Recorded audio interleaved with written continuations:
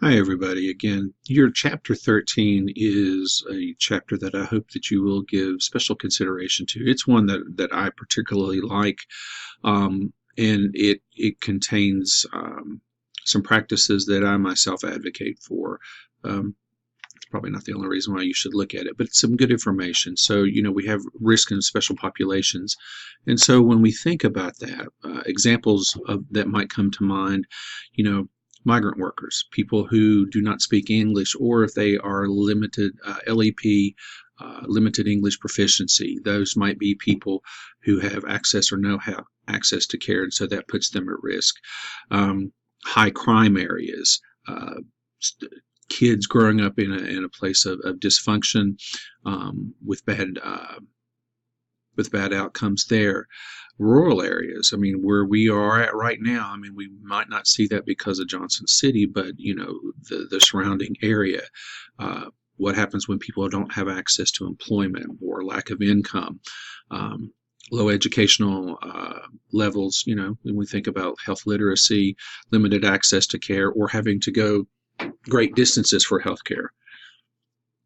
People who drop out, students, runaway youth, who drop out of school, people coming from prisons, they're coming back into the general population. High poverty communities, where some of the activity that's taking place for people to make ends meet is of the illegal type. And then, even considering people who are involved in the sex trade, or people who are involved in very heavy drug use.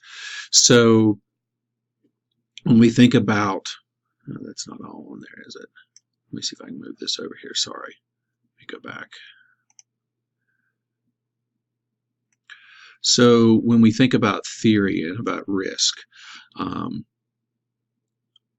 basically, what are we getting at? Are you only seeing the condition, or are you seeing the person behind that? And that's really important. So, for example, they give you an example here of someone who is an injection drug user.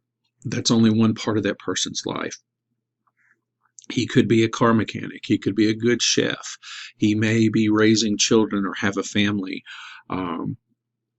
What is meaningful for us to understand the context in which people are living it? So do we understand him only as a drug user, or do we see him as something else and something greater than that? So context is very important. So when you are working with high-risk populations, gaining and sustaining trust is usually going to be an issue, because stigma is associated with it. There may be issues related around the law or illegal behavior. How do you gain access? How do you gain entree into this group of people that you want to know and you want to help? What are the best ways to communicate? They don't talk like we do. They don't understand the words that we throw around. So can we adapt and use language that means something to them? Do we have a willingness to learn? Can we be confidential? One of the worst things that you can do is to do work with a hidden population or an at-risk population and then broadcast things. I had a situation in my dissertation where it came up repeatedly that there was a gentleman who worked for the Centers of Excellence in HIV for a period of time, who was known to go and tell people who was HIV positive, who was gay, who was this, and of course that got around, and so they lost confidence there. Can we be honest? Can we be honest about what we are trying to do? Can we be honest about the things that we don't know? And then what can we do and have shared benefits with them?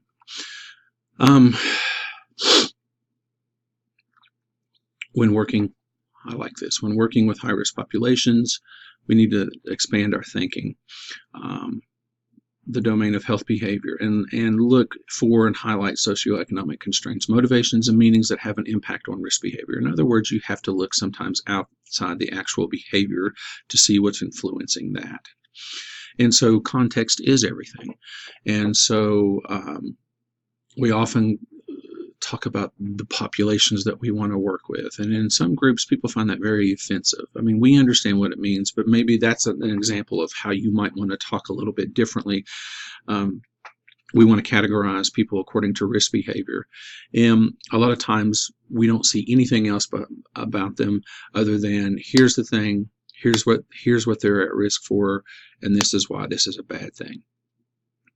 So marginalized people with socioeconomic segregated populations often engage in behaviors that relate to life situations that they're faced with.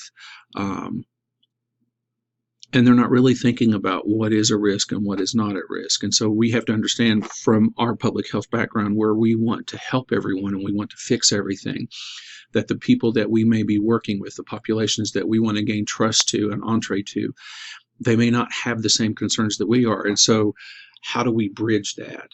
And so that context, we can do some changing and do some understanding there. Health belief model, theory of planned behavior. One of the things that always talks about is that people's behaviors are an output of rational thinking, where they're thinking about the health consequences. Well, there are so many things that go on in people's lives that what if it is completely unrelated to what they're doing and their perception of behavior? So that's one way that we could think about that as well too. In risk and protective factors, does the model that we're looking for predict protective motivation for behavior among youth who may be exposed to risk factors? And again, context is everything. I don't need to say anything there. Harm reduction. I just wanted to get to this very quickly before I run out of time. This is something that I personally advocate for and have been involved in. And so I'm just going to talk a little bit about harm reduction. And then there's another process in there called the generative approach that I would like for you to look at. You can take a look at that. So harm reduction is basically you are meeting people where they are. Okay. And for people who are in community health, that's a really good way to kind of look at that, because that's what we're supposed to be doing anyway. Meet people where they are. And so not being judgmental, seeing people where they are, and then moving people along a continuum. Maybe for a health-related outcome, we would like for people to move from A to Z, but that's probably not going to happen. But what if we can move them from A to F? There's still benefit and there's still value there, and it still impacts the lives of people that do that. So harm reduction, meeting people where they are, helping them, not being judgmental about the process. For example, and it gives you some example there, HIV transmission among injection drug users, or we could even be talking about the opioid drug crisis. We could be talking about people who are involved in the sex trade, these kinds of things. And we are not going to answer that. I apologize. The idea behind this is that harm reduction is that people are facing multiple problems and they're in difficult situations. And so,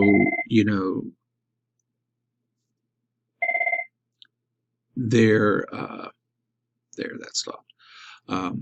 People may not be thinking about this in the same way that we are, and they cannot make all the changes that we would like for them to make, or maybe even the changes that they want to. So starting what's the greatest public health threat.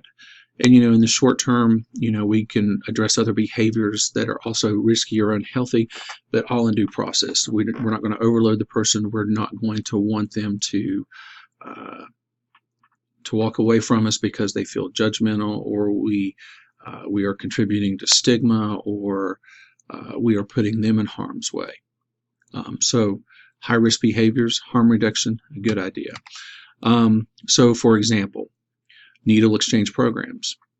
Wonderful, wonderful, wonderful thing that's happening, but of course it creates controversy, and of course it's the whole, well, if you give them clean needles, you're encouraging their behavior. It's the same kind of argument that people said that if you make sex education available, or if you make condoms or the pill available, you're encouraging youth to have sex, which is just ridiculous.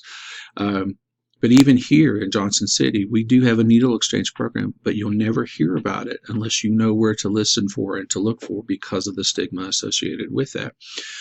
There are risk reduction kits. One of the things that I used to do in Asheville was you would help to instruct people at the time before they could have needle exchange, because it was illegal, but how people could um, clean their needles at the time, and this was with a solution of bleach and a lot of different things, and there was a whole process that went along with that.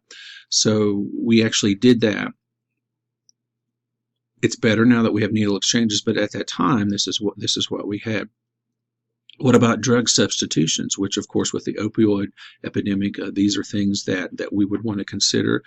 We have alcohol policies. People are designated drivers. That's an example of harm reduction. We also have ways to test blood alcohol levels. We have seat belts. That's a public health issue. That's a harm reduction tactic, so that even if you are speeding, you're still driving with a seatbelt. We want people to quit smoking. So we have vaping, we have gum, we have nicotine patches, we even have medication that helps people wean off of that.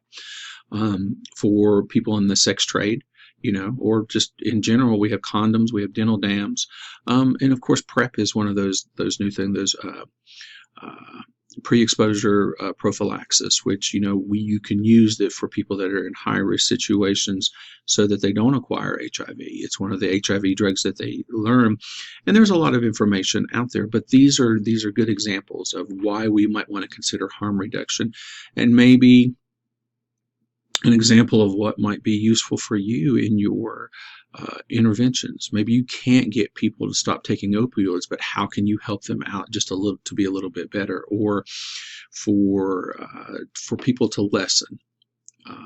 What can we learn from that? How can we see people within proper context, and how can we just treat people? There's that whole golden rule episode, but how do we treat people? Are we seeing them as a condition, or are we seeing the person behind it and seeing in a larger context? Hope everybody has a good week.